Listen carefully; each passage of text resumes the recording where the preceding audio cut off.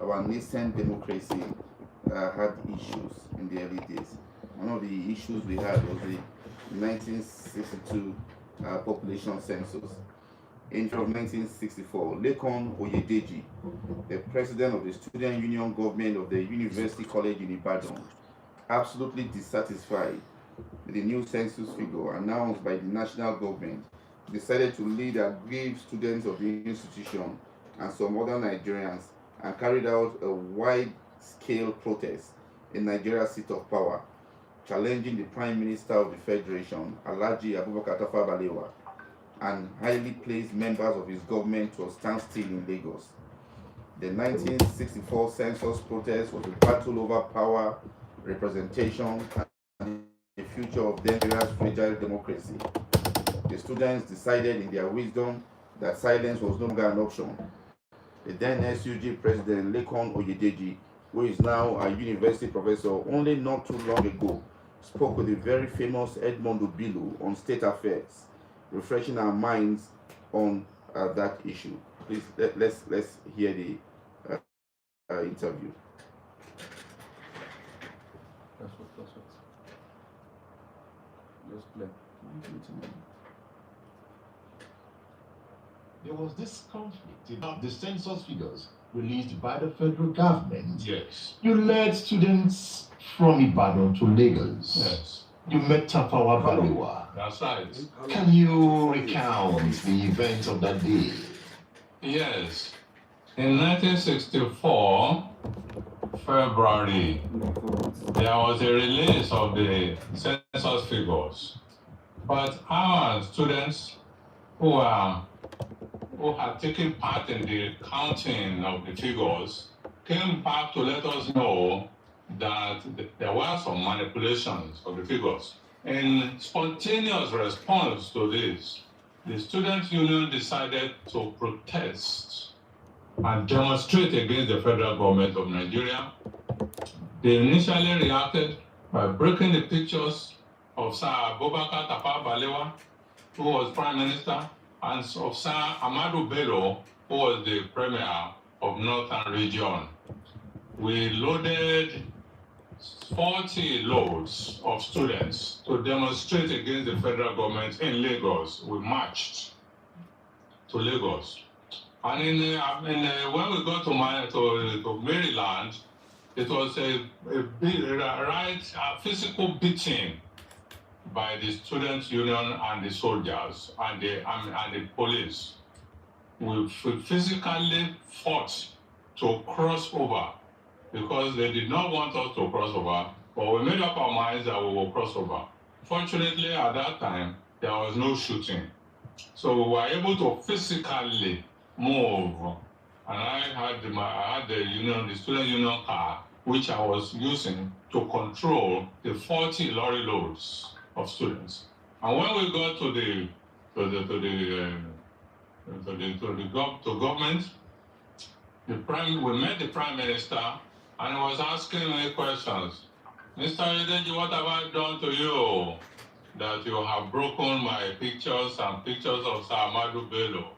What did you tell him? I told him, Sir, Your Excellency, I did not know you, and you have not offended me, but you have offended the nation Nigeria, and that is why we are spontaneously reacting because of the figures, the incorrect figures of census that we released. What did the students that came back after the census was conducted tell you? They told us that the numbers were being manipulated. How?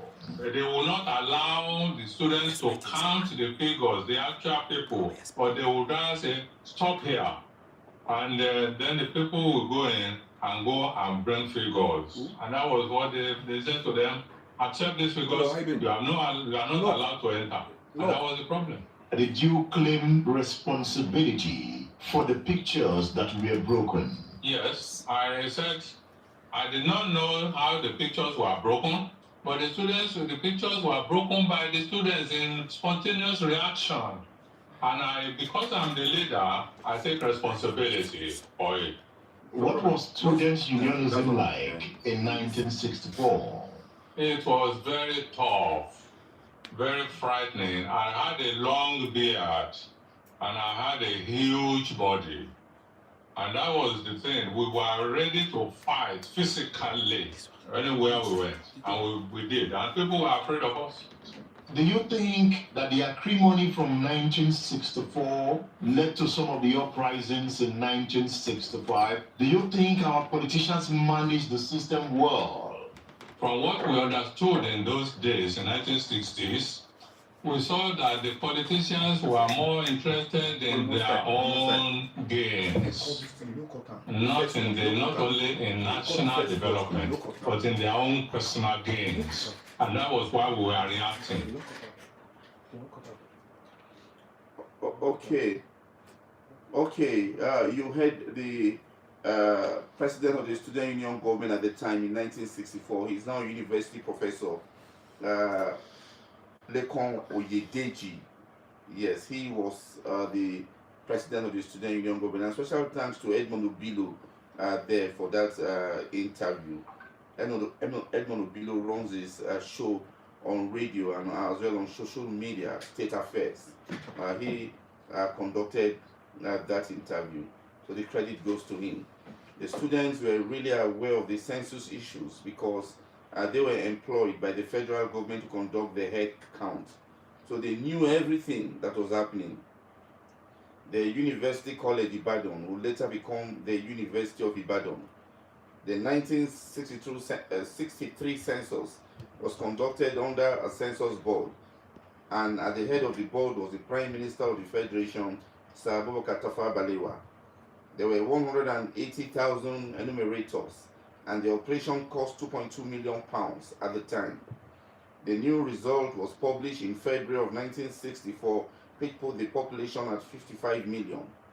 The breakdown is as follows: Northern Nigeria 29.6 million, Eastern Nigeria 12.5 million, Western Nigeria 10 million, Midwestern Nigeria 2.5 million, Lagos 0.6 million.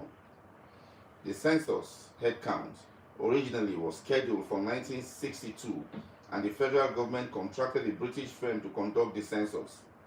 Though independent analysts believed the British firm had done a beautiful job, but the Prime Minister of the Federation, Sir Tafawa Balewa, refused to accept the figures. He said he could not understand how southern Nigeria became more populated than the north. He sacked the British firm which conducted the census, incurring huge financial burden on government coffers, and ordered the 1963 recount.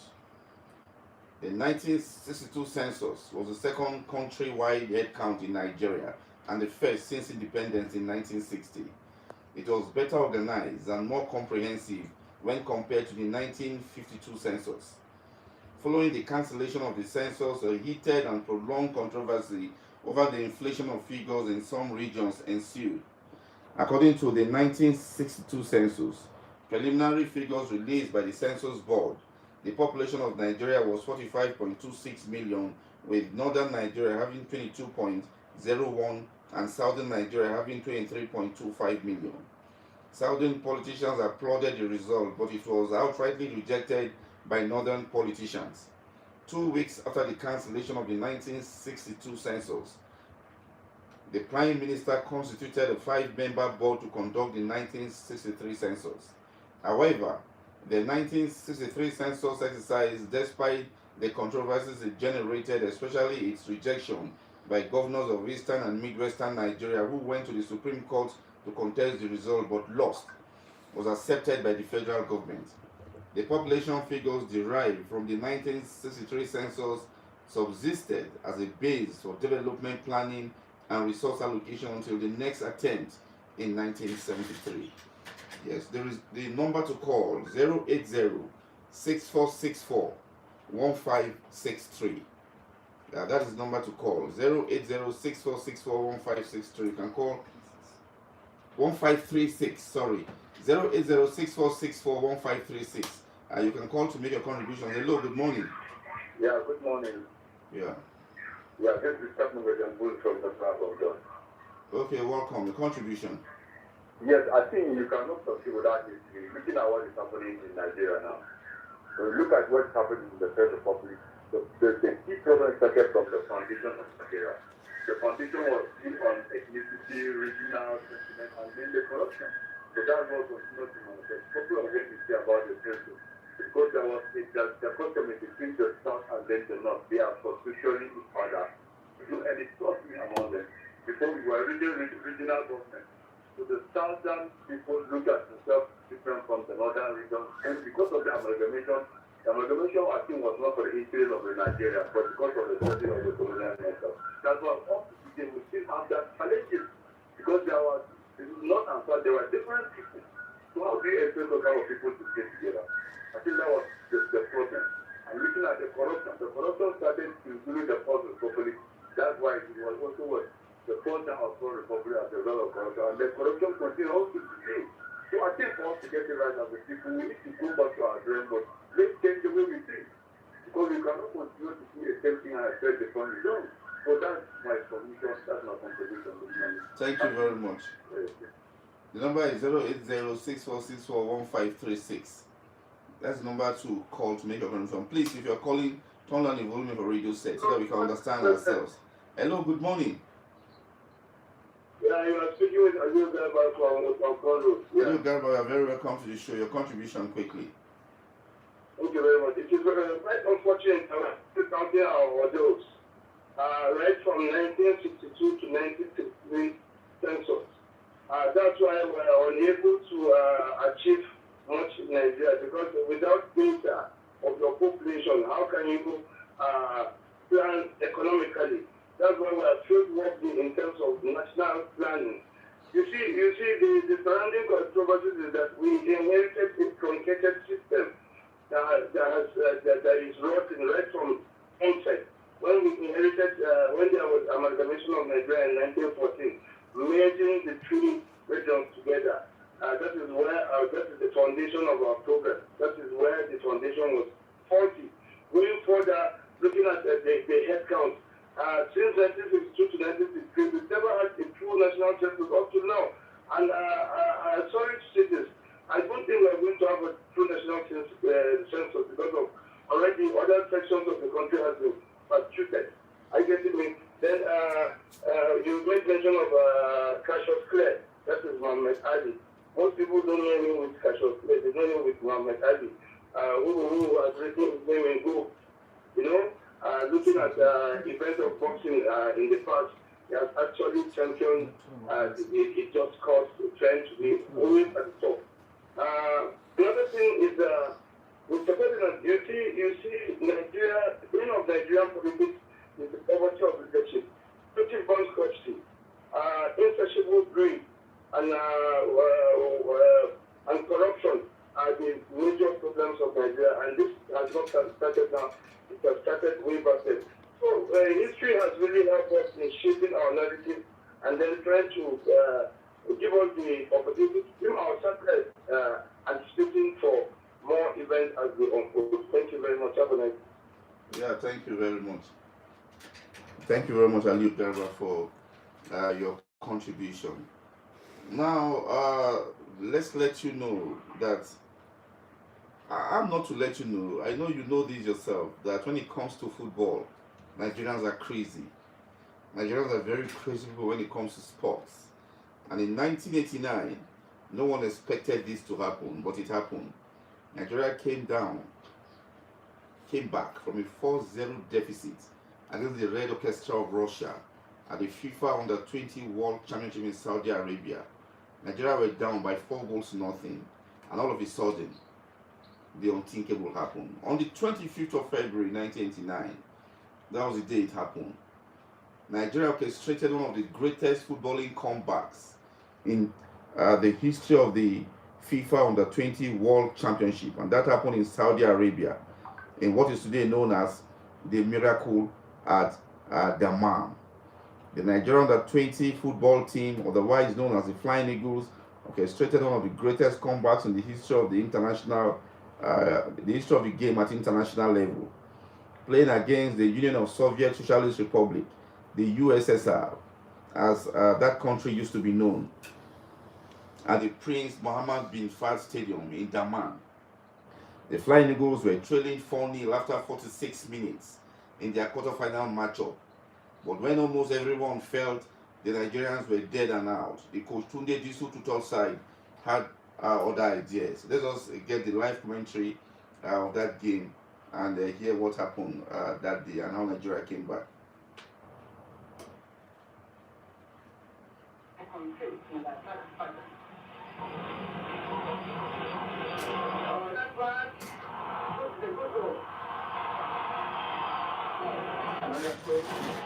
This one like 7 minutes. Forward by 7 minutes. That's forward. You go forward and to they come back. Forward and to it. They come back.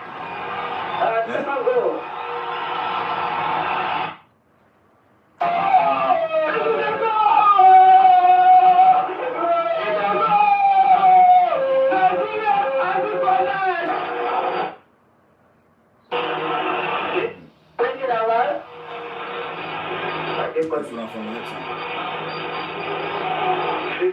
And I'm taking coming to Nigeria.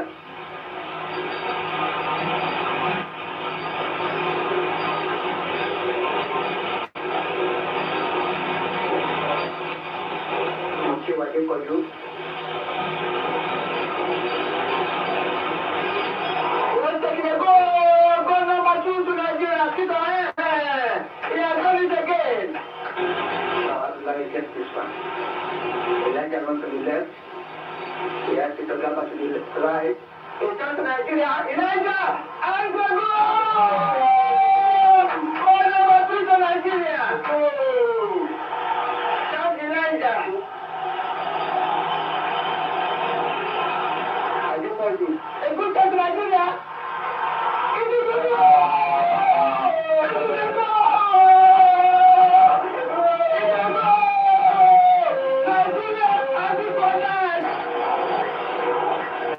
Nigeria 4, International 4, 5 minutes to go. This match will go down with the record book. That for the first time the country came from 4 goals down to equalize in the World Cup. Yes, you heard that commentator there. I think that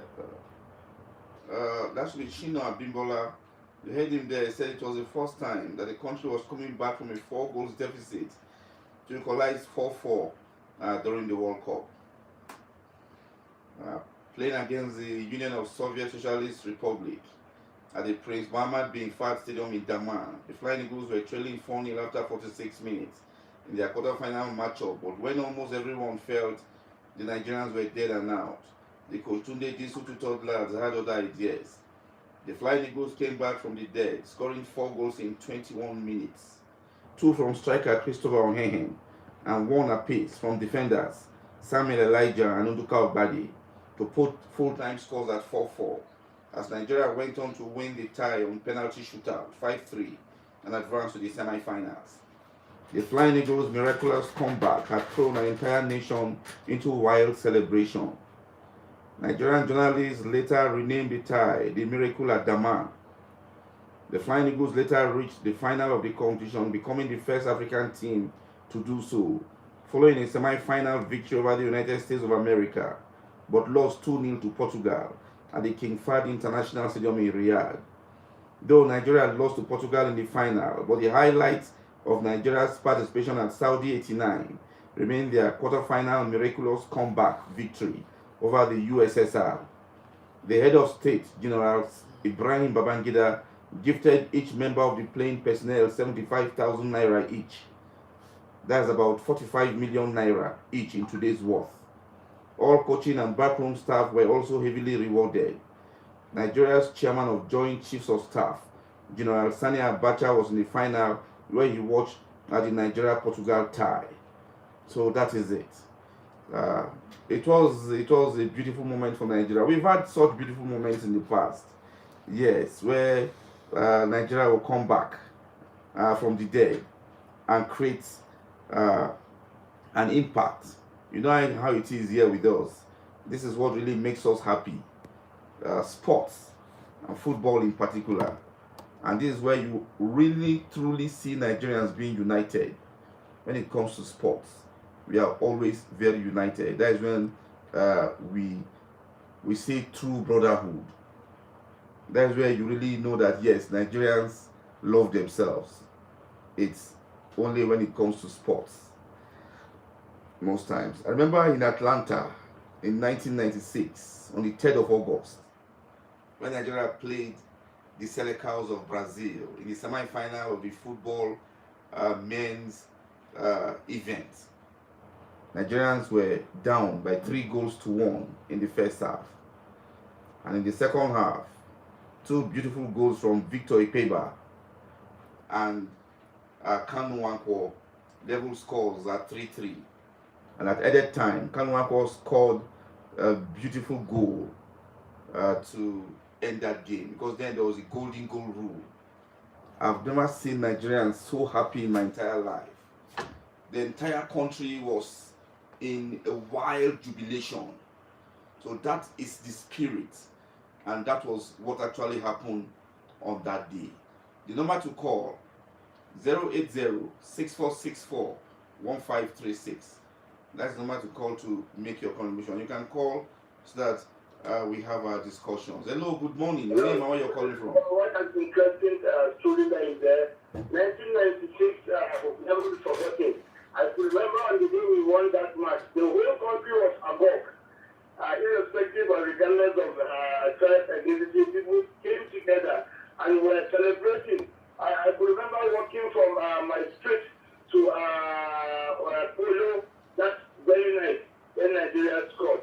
So football is a uniting factor and a universal game that has brought Nigerians together. So we're urging Nigerians to indulge more in sports so that it can unite us. And another thing I want to say is congratulations to the Plateau Mighty Jets, having won their game 2-1 against Sokoto United. Once again, congratulations. Thank you very much, Ali Garba. And also congratulations to Plateau United, having won their game by 4-1 against Shooting Stars Sports Club Ibadan yesterday to place 9th. Plateau United are now 9th on the log, on the standings of the Nigeria Premier Football League. Well, we are going on this short break, and when we come back, we'll be going on international event, and we'll look at the boxing bout between Sonny Liston, highly dreaded Sonny Liston, and the Maudi, grossly underrated 22-year-old Muhammad Ali, then known as Cassius Clay, on the 25th of February 1964 at the Convention Center in Miami Beach. Just after this short break, we'll be right back. Politics, Good. power, discover what it all means. It's a class on history. That was a video I downloaded. From national base to global diplomacy. This is fancies and perspective. That was a video I downloaded, Cassius Clay. On Rhythm 93.7 Jaws. Yeah, I didn't know. Morning clarity, Monday through Wednesday. I didn't know his name is Cassius Clay. Putting news in context.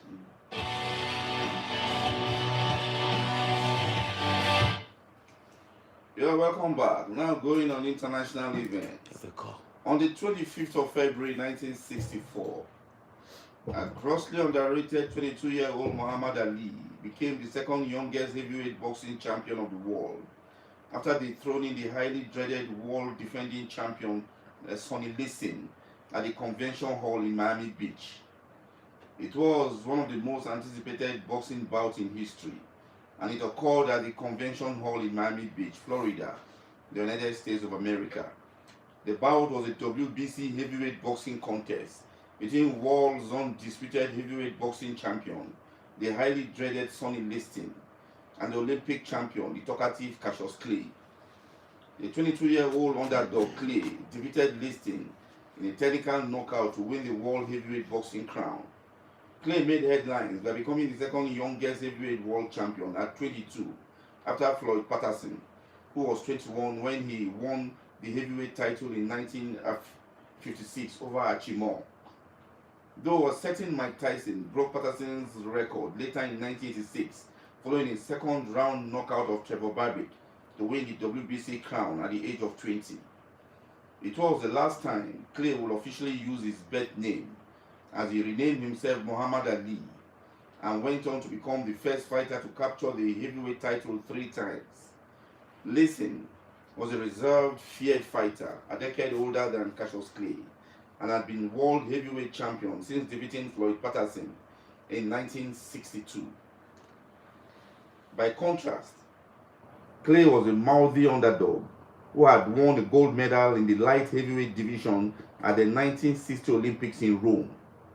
While training for their fight, Clay, a natural self-promoter, taunted Liston and boasted to reporters that he would win by knockout. Clay came out strong during the fight, using speed and footwork to his advantage against the slower Liston. After the 6th round, Liston, who was suffering from cuts and bruises under his eyes and an apparent injured shoulder, announced he couldn't continue. Clay won the match by technical knockout and then announced to the world, "I am the greatest." On the 25th of May 1965, the two fighters met again in Liston Mine for a rematch. The bout ended with a highly controversial first round knockout for Clay, who by then had become a member of the Nation of Islam and taken a Muslim name, Muhammad Ali. In 1967, while America was at war in Vietnam, Ali refused for religious reasons to join the army. As a result, he was convicted of draft dodging, stripped of his title, and banned from boxing for 3 years. In 1971, the U.S. Supreme Court reversed his conviction and Ali reclaimed the heavyweight crown. On January 28, 1974, at the Rumble in the Jungle clash in Zaire against champion George Foreman, the Clay vs. Liston bout of 1964 is regarded a huge upset because no one gave Clay a chance. As Muhammad Ali, he went on to become one of the greatest athletes of all time. Yes. Then let's leave there and go into politics full time now. On 24th February 1868, Andrew Johnson became the first president of the United States of America to be impeached by the country's House of Representatives. 3 other future presidents, Richard Nixon, Bill Clinton, and Donald Trump, were also impeached by the House. He is later acquitted in the Senate and remained as president. The impeachment of Andrew Johnson occurred when the United States House of Representatives adopted 11 articles of impeachment detailing his high crimes and misdemeanors, in accordance with Article 2 of the United States Constitution. The House received this grant earlier while Congress was not in session. The House formally agreed to the articles of impeachment on the 2nd of March 1868 and forwarded them to the Senate. The trial in the Senate began 3 days later, with Chief Justice of the United States Salmon P. Chase presiding. The first vote on one of the 11 impeachment articles concluded on the 16th of May with a failure to convict Johnson. A 10-day recess was called before attempting to convict him on additional articles, but that effort failed on the 26th of May. The 35-19 votes on the 3 articles actually voted on were all one short of the required 2/3 needed for conviction. This was the first impeachment of a president since the creation of the office in 1789. The combination of a lengthy political battle between Johnson and the Republican majority in Congress over how best to deal with the divided southern states following the conclusion of the American Civil War, the impeachment and the subsequent trial and acquittal of Johnson were among the most dramatic events in the political era of the nation during the Reconstruction era. Together, they have gained a historical reputation as an act of political expedience rather than necessity, which was based on Johnson's defiance of an unconstitutional piece of legislation and which was conducted with little regard for the will of the general public, which despite the unpopularity of Johnson opposed the impeachment. There will not be another serious attempt to impeach a president for 106 years, when during the Watergate scandal, the House Judiciary Committee approved 3 articles of impeachment of President Richard Nixon and sent them to the full House for consideration, Hello, good morning. Your name and where you're calling from? Good morning, Mr. Ferdinand. Yeah, good morning. We thank God for today. My name is Matthew Okoro Okuraf. I'm calling from Open Education Center today, and Yeah, Mazi, welcome to the show. now, when we look at Somalia, I know there are two countries. Another, I would like to, another Somaliland. Let's look at Somalia, Somaliland. Israel is backing one, Trump is backing one. What do we do? Under a situation of that aspect. Now, you have seen, Pakistan has seen, the whole world has seen, that the country has been existing. The 21st century history will show us that any place you go, anywhere you find yourself, that people in particular area, when they see that they are being marginalized, they are not well treated, they are not being carried along, what do? They carry themselves, whether it's referendum or no referendum, and step aside. They have seen some other and that. See how they are moving. All those things that we're looking for when they were in Somaliland is not the true way that they have to put this, a strong and formidable country which is known as Somaliland. Now, you look at history that our people presently in this aspect of Africa, that we have seen what happened in South Sudan and North Sudan today. We pray that all those things, all those countries where people feel that they are marginalized, they should follow the lead from Somaliland. Good morning. Thank you, Crop was my program. And I think what is happening tonight, what do you think about this, Israel and Iran? Trump said he gets a 12 days as of last week. We pray that will not lead to third world war, which is not ready for the whole world. Good morning. Thank you, Crop was no one place to talk to Saturday. Thank you very much, Mazi, for your lovely contribution. Thanks a lot. Well, you can still call. For those of you that are yet to call, you can still call, and you know the number to call, 08064641536. This is number you can call to make your contributions. So as I was saying, Nixon then resigned from office rather than face impeachment and trial, which his advisors told him he would lose. And to date, President Richard Nixon remains the only president in the history of the United States of America to resign, though two other vice presidents had resigned, including Nixon's former vice president Spiro Agnew, which later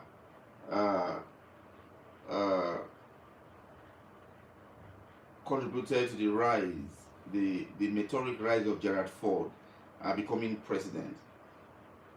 Two other United States presidents were later impeached by the House to make it 3 so far. Bill Clinton was impeached by the House in 1998 following the Monica Lewinsky scandal, and Donald Trump was impeached twice by the House in 2019 and 2021 following the Russian email scandal and the Capitol building insurrection scandal, respectively. But it's on record that all United States presidents impeached by the House of Representatives were later reinstated by the Senate, so they never left office and served their full tenure of office. For President Richard Nixon, he wasn't impeached. Before the impeachment could hold, he resigned. So that was it. He resigned and Gerald Ford became president. And as I told you earlier, I think a week or 2 weeks ago, Gerald Ford to date, remained the only United States politician who became vice president and president without ever being elected. You can't beat that. Those ones in village people really assist them. Village people really assist them. Climb up. Well, let's leave there. On the 26th of February, in the year AD 365, Valentinian I was proclaimed the Emperor of Rome. Valentinian I was born on 10 July 321 and died on the 17th of November 375. Hello, good morning. Your name and where you're calling from? Good morning, Mr. Ferdinand. Yeah, good morning. Adeomi. Thank you. Adeomi calling you from Bojo. Adeomi, you're welcome to the show. Please carry Thank you for on. always giving us this speech. I think I'm so happy you digressed to give us more about some achievements that Nigerians have achieved, most especially in the aspect of football. honestly speaking, it's a thing of joy looking at 1996. When Nigerians were able to go out, there was no much hunger. Nigerians were always protected. Imagine that time the issue of insecurity has been in this situation the way we find ourselves in our democratic era. We won't be able to even celebrate even if we are able to even to do the life of Brazil and most especially Argentina to win the medal, the gold medal. So I think our leaders will always ensure talk about the issue of taking care of the welfare of Nigeria. And I want you maybe one day you help us talk about the issue with the Babangida gift is like 75,000 naira. And Yes. now it's equivalent to how many million naira in this present? It's equivalent to 40 million naira now. Imagine, oh, where have we gotten it wrong? You understand? You see, history is supposed to make us to check our past, and put put things in order as the nation is going.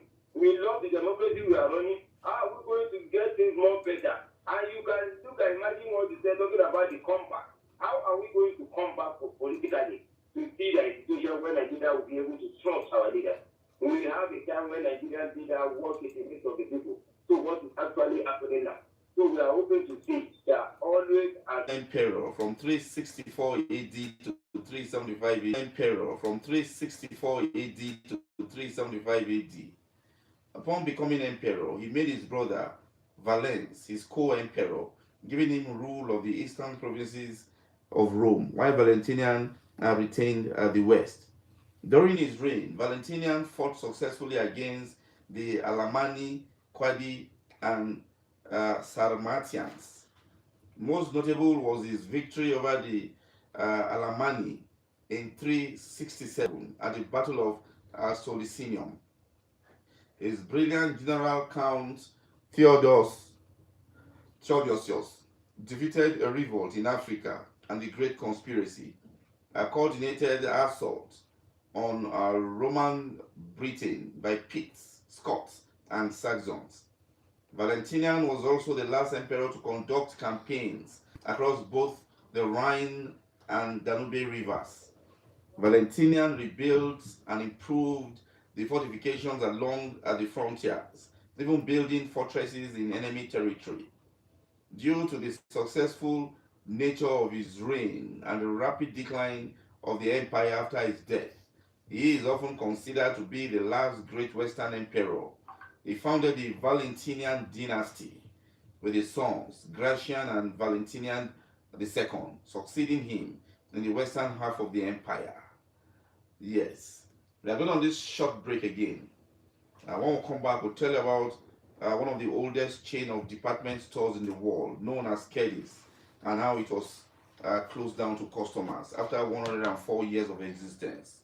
Please stay with us. The program remains Issues in Perspective. Don't go nowhere.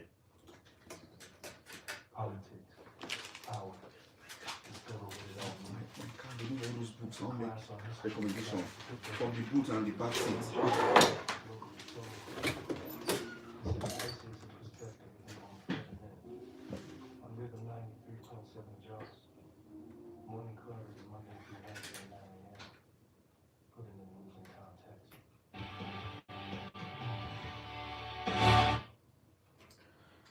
Welcome back.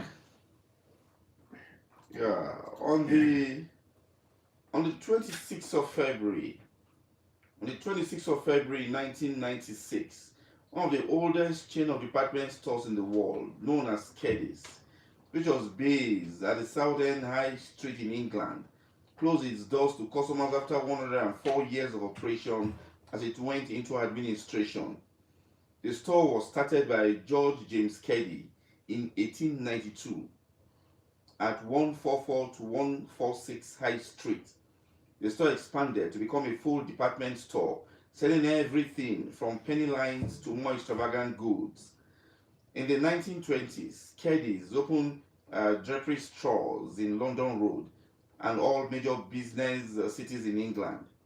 The business boomed during the 1920s, even though there was competition from J.D. Dixon's and Britwell's. With this success, the main store was completely rebuilt and expanded in 1934 with an impressive frontage that aped the main Selfridges store in Oxford Street, London. People will take the train from the east end of London to shop at Kedis. Kedis continued to grow, and in 1960 they bought a disused cinema, the Esoldo, that was located behind their store, and opened Southend's first supermarket, which was also one of the first supermarkets in the United Kingdom, known as Super Save. The store enjoyed unimaginable successes throughout these years, and in the 1980s the store was modernized and refitted in anticipation of more business coming to Southend. And with the opening of the Royals Shopping Centre with chain stores HMV, the Rack and Olympus Sports opening department. However, this newfound optimism did not last, and the company went into administration. Yes, people have asked questions, asked about certain books. I have these books right here with me live in the studio. For those of you following us on social media, you could see this one here, the title, What Britain Did to Nigeria by Max Solium, is right here with me. What Britain Did to Nigeria. I have the copy here. It's right here with me. You can get it on udarabooks.com and also on Amazon. For those of you who want to get the book online. But if you want to get it, if you are resident in Jos, I know you get it, go to Rampam Street. Those bookkeepers there, and you can get this book. Then there's this one, The Trouble with Nigeria. It's a small pamphlet. The Trouble with Nigeria by Chinua Achebe. It's a small pamphlet. Very, very insightful. Please, I recommend that you read them. For those of you following us on social media, you can see me here. You can see me live here with the book. I'm with the book right here in the studio. You can get this book and read it. It's going to help you. You know that our tribal differences and the ethnic coloration did not start today. Then there's this book, Fighting Corruption is Dangerous. The story behind the headlines, from Ngozi Okonjo-Iweala. So if you're an anti-graft agent, or you're a policeman or security agent and you're fighting corruption, please don't be very radical about it. Be wise. So fighting corruption, try to be wise so that they don't get you down. Let it be that you are the one that always get them down, because there should be no room for corruption in our society. Look at the book here. It's right here with me. For those of you following us on social media, you can see the book here. You can get it at Rampam Street. For those of you resident in Jos. For those of you that are not in Jos, you can look at your bookkeepers in your street. Ask them to get them for you. They can't get the hardcover. You can read them online on Amazon, eBay, or udarabooks.com. Then look at this one here. This tells the story of the first Nigerian military coup.